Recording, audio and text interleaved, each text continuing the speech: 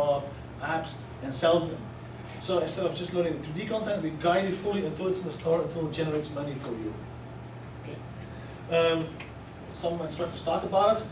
We really want to do it. We really want to say it's on the App Store. So we hired also programmers to help you out. Yeah? And of course we have a lot of mod things. Because I work directly with Unity and Autodesk. So I'm right in there for all the resources. Of course we have full commercial license available at the school to sell it. And we have the full SDK available from the iPhone. We have all the setup accounts for iTunes, Steam, and Google, and the Android store already set up. And we use Unity 3D as game engine because it makes it really easy. Because I'm going to give you an overview of that engine and how it works for endgame advertising. We're going to come to that. Is that you make a game and then on the end you can say, well, I'm going to export for Android, for iPhone, for Apple, for PC, for Mac. It's just a button you click. It's not like you have to recreate whole new name. We have to recreate whole game and reprogram. Maybe you just have to change like from touch input to drag input or from mouse click, but it goes really fast at. Okay.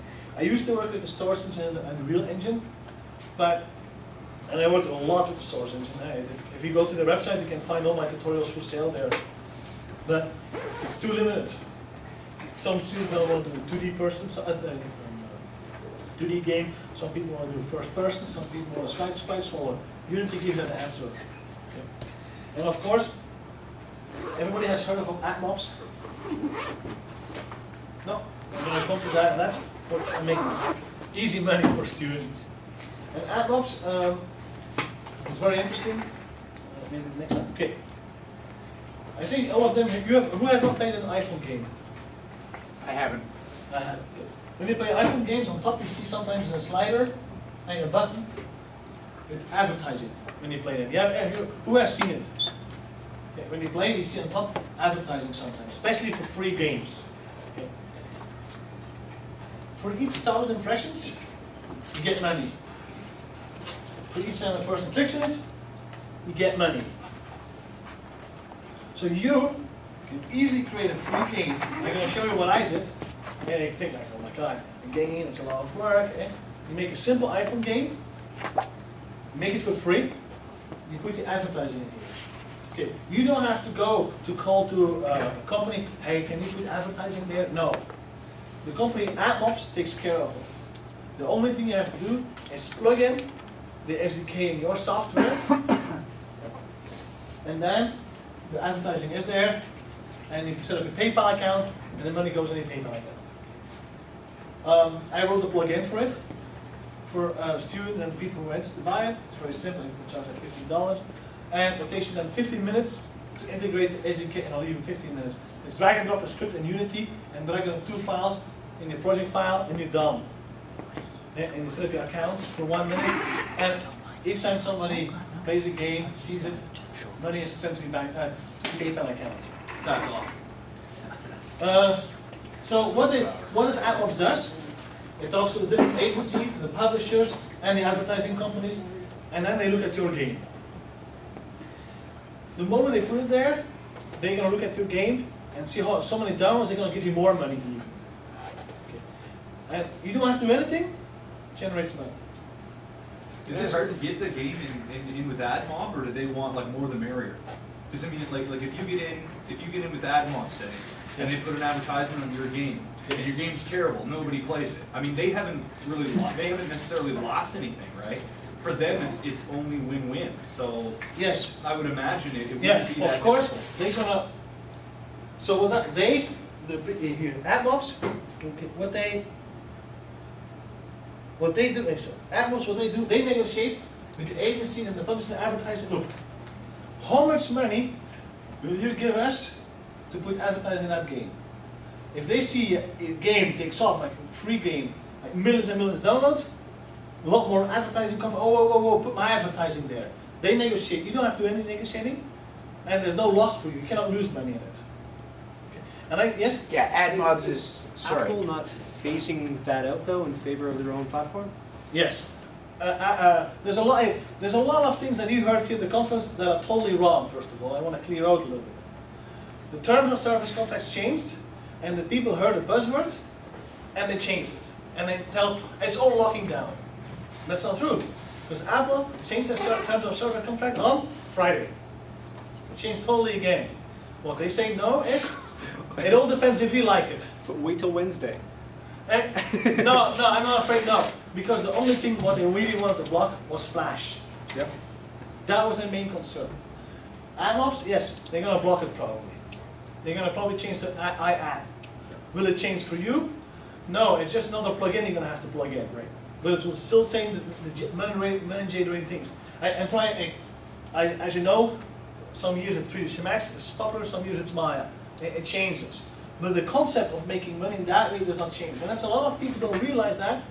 And they can generate a lot of money with that by just making simple free games and generating the money from it. Because the cool thing about the iPhone, iTunes, when they send you a game, the review process is very easy, and most of the time you get accepted. When you're gonna make a game for the Wii or Nintendo, that is a difficult story. Okay. It's hard to get their SDK and to be accepted. And your legal team consumes most of the money.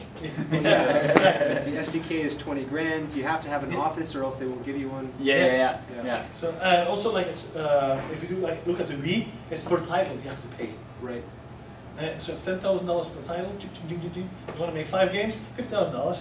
So as a startup, as a young guy, very difficult. iPhone, you pay $100 for the SDK. And if you use Unity, you never use that SDK, but you just have to buy it. And then Unity is for the iPhone is $400. Okay, and the Android plugin is coming out also very soon, and that's $400 too. In addition Which is to, the Android's plugin? In addition to the Sorry. $1,500 license, yeah. To what? In addition to the $1,500 core No, license, really, they've a la carte it now? Yeah. that's never necessary. Nice. The 1,500 is never necessary. How does the money works? You have a free license you can play with, everybody knows that. Yeah. You can do commercial work with that. If you want to buy the iPhone standard version, it's $400. Then you can upgrade to say, I'm going to go iPhone Unity Pro, that's 1,500. If you want to do iPhone Pro, you have to pay another 1,500 on top. So it's about $2,000, $3,000 for the Pro version for iPhone. But the Android is just $400, that's it.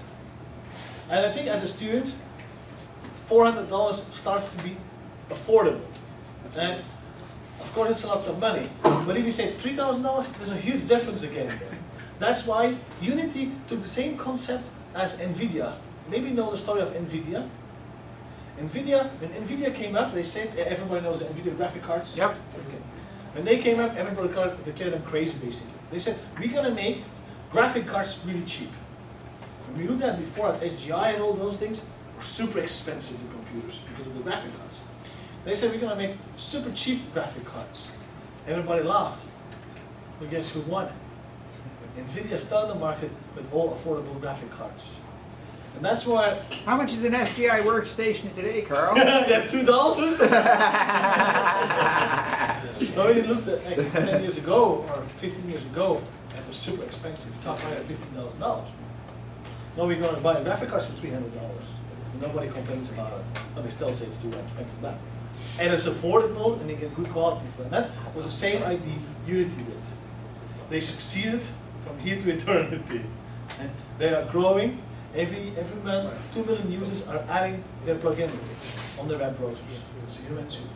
And they have about 115,000 users now on the Pro version. They don't count the free version, they don't count the basic versions. Okay. So yeah, back to the advertising. Yes, you're correct. iAds will be the leading one. It will be simple to implement also to supply a game. But it's a concept of how you can make money as a free game. Because in school, you make a simple, I'm going to show you some examples. Let's say you make an environment where you throw a ball. You make a scoreboard, you put it on, and you get money. I'm going to give you some numbers, and then you can start to think. You know paper toss? That game where you throw paper to a garbage bin? Yeah. Everybody knows it. Even my daughter of 2.5 plays it. She has her own iPhone. So. When the guy started,